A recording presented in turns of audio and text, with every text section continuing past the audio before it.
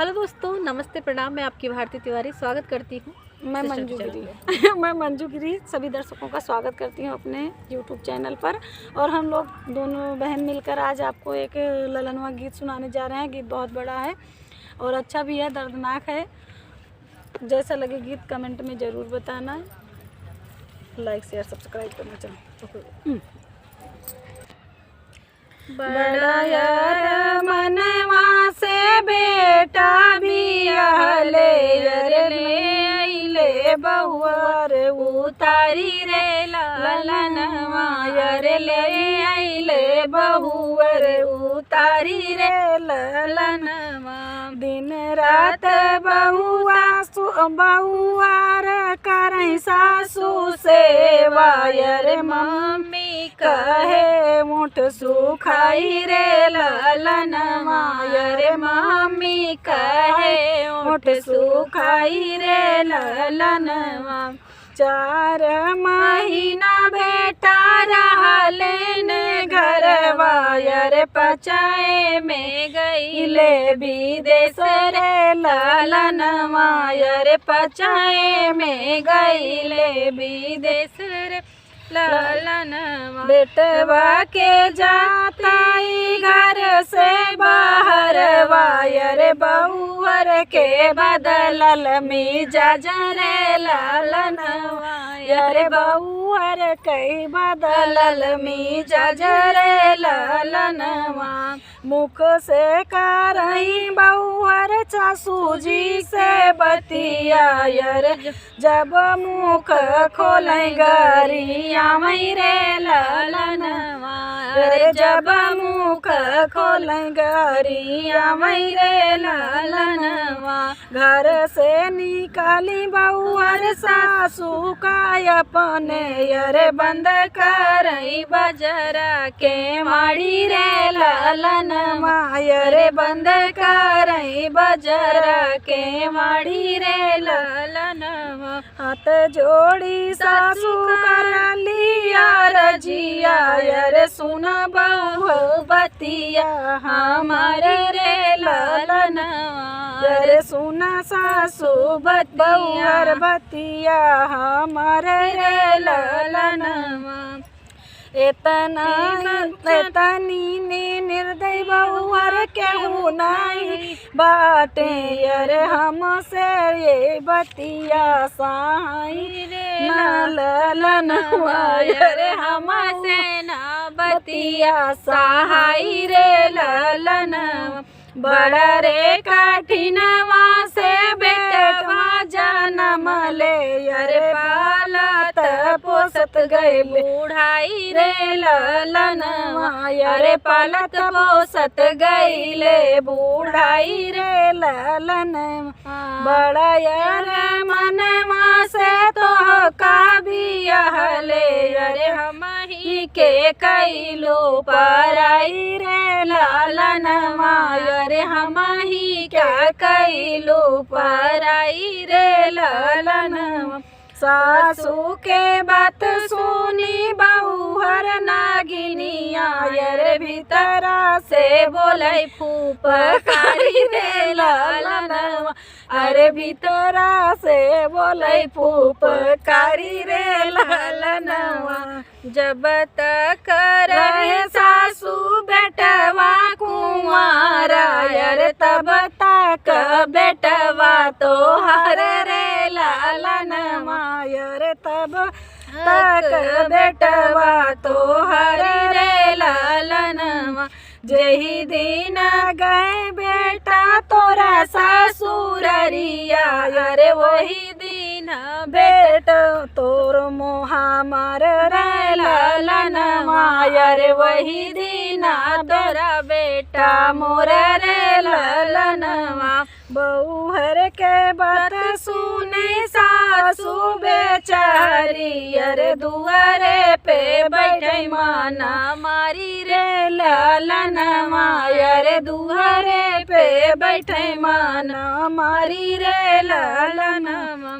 बरहई बारिश बेटा घरवा के अइले अरे पूछै लागे माया से नी बात रे लालनमा पूछै लागे माया से बात रे ललनवा। काऊ तू ही खायू माया काऊ तू पियलू अरे कैसे बितायू दिन रात रे ललनवा। अरे कैसे बितायू दिन रात रे ललनवा।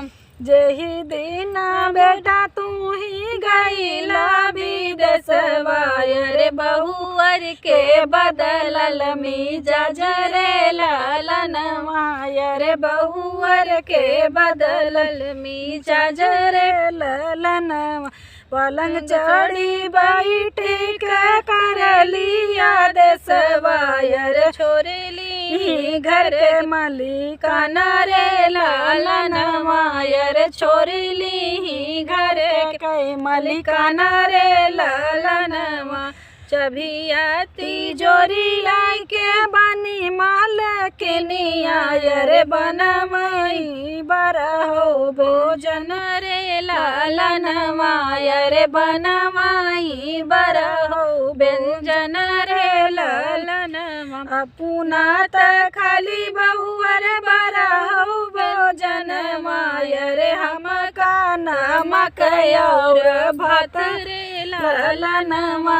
अरे हम का नमक और रोटी रे ललनवा। दिन रात हमारा के देली गरिया अरे भूली गईली अम्मा जी के बोली रे ललनवा।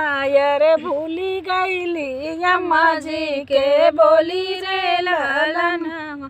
घरवा से दी बहुअर हम कानी कारी अरे बंद कैली बजर के माड़ी रे ललनवा। अरे बंद कैली बजर के माड़ी रे ललनवा। इतना बचन बेटा सुनहियो ना पवले अरे अखिया से बहै लागी आंसू रे ललनवा। अरे अखिया से ढोरै लागी आंसू रे ललनवा। हाथवा में लिए बेटा छुरिया कटरिया अरे काटी ले बासे कई काइनी रे ललनवा। अरे काटी ले बासे कई काइनी रे ललनवा। कच्ची काइनिया लेके चल देहले बेटा अरे चल दिहले धनिया के पास रे ललनवा। अरे चल दिहले धनिया के पास रे ललनवा। कहाँ बाटू धनिया हो निकला बहरवा अरे आजू तोहरा तोहरा घूमन रे ललनवा। अरे आजू तोहरा घूमन रे ललनवा। जही दिन मोरी माया 9 मास रख जऊनी को खिलाया 9 मास रखली अरे कैसे रख लूँ नहीं के पेट रे ललनवा। अरे कैसे रख लूँ उनका खाली पेट रे ललनवा। हम के तो 9 मास माया को खी रखली अरे कैसे रख लूँ नहीं के पेट रे ललनवा। अरे कैसे रख लूँ उनके खाली पेट रे ललनवा। राजा के बात सुन के पापी बहुरिया अरे राजा लागे रुदना पसरई रे ललनवा। अरे राजा लागे रुदना पसरई रे ललनवा। सुना अपने माया जी के बात झूठी झूठी अरे झूठी लचना लगवई रे ललनवा। अरे झूठे झाठई लचना लगवई रे ललनवा। इतनी बचन सुने धनिया के पियवा अरे होई गाये अगिया बैताल रे ललनवा। अरे होई गए अगिया बबूल रे ललनवा कच्ची काइनिया से मारी गिरवले अरे सासू जी के पड़े लागी पाँव रे ललनवा अरे सासू जी के पड़े लागी पाँव रे ललनवा पिठिया के चमड़ी निकाल लिए ले पियवा अरे मांगई लागी माफी हाथ जोड़ी रे ललनवा अरे मांगई लागी माफी हाथ जोड़ी रे ललनवा एक दीना बीतले हो दुई दीना बीतले अरे सासू जी के बढ़ई लागे मन रे ललनवा अरे सासू जी के बढ़ई लागे मन रे ललनवा काऊ तू ही खाबू सासू काऊ तू ही पीबू अरे काऊ तू ही पियबू अरे लई के निकाल गंगा जुड़ पानी रे ललनवा अरे लई के निकाल कटोरी में तेल रे ललनवा तू ही मोरी बहू अरे तू ही मोरी रनिया अरे बहू अरे के बेटी कही बोला वही रे ललनवा अरे बहू अरे के बेटी कही बोला वही रे ललनवा। तो दोस्तों ये गीत कैसा लगा बताइएगा ज़रूर, बहुत भावुक करने वाला गीत है।